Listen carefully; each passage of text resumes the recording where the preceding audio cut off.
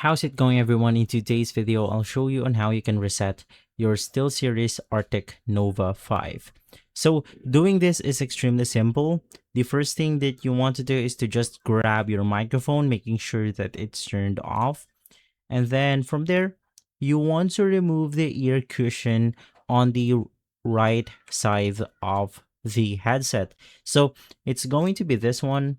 Just make sure to remove the cushion, and then it will expose the internals or the screws, and same thing with the factory reset hole for your earphones. So from here, you then want to turn it back on.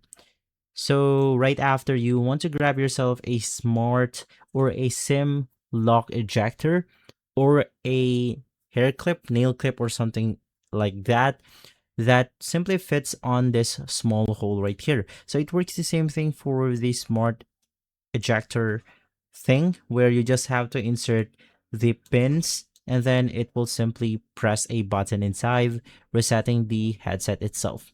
And so guys, that's how you do it. It is extremely simple. If this video has been helpful, leave a like, subscribe, and follow us for more videos like this. Thanks for watching.